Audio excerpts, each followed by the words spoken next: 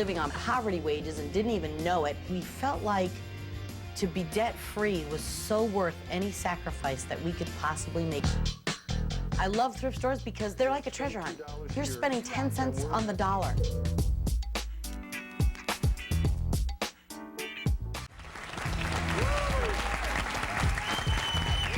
Well, we've been talking about how to become a millionaire, but in the meantime, is there a way that you can live without breaking the bank? Well, my next guest said they've discovered and uncovered a secret. Watch this.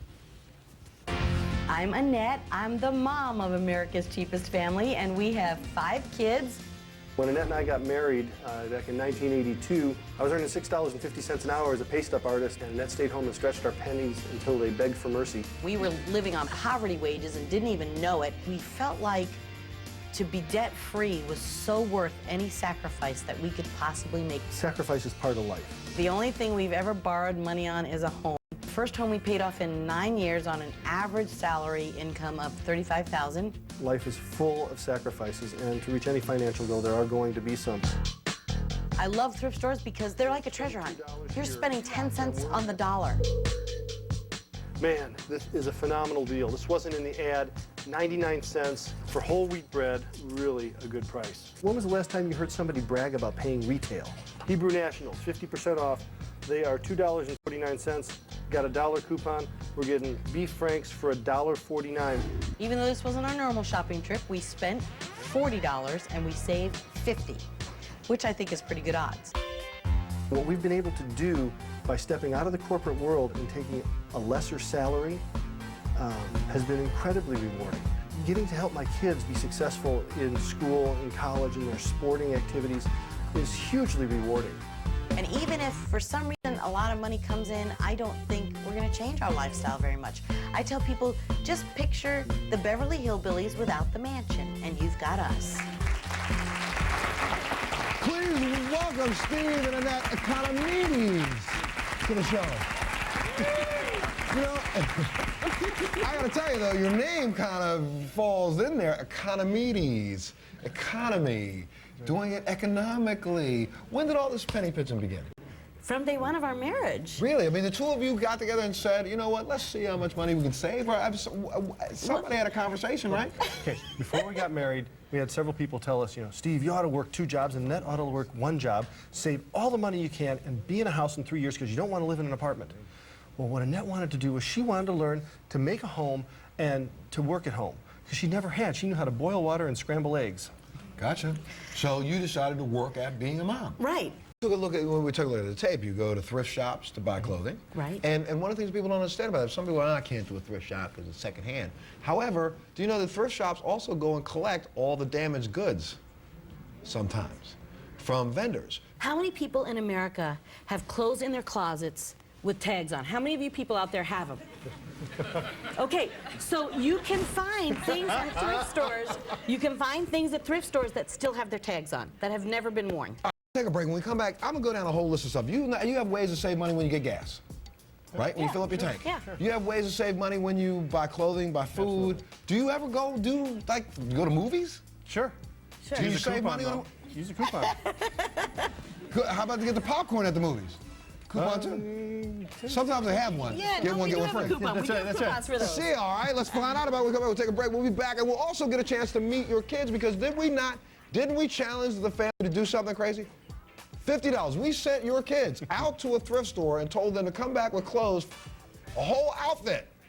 For everybody, under 50 bucks? All right, let's find out if they did it. We'll be back right after this.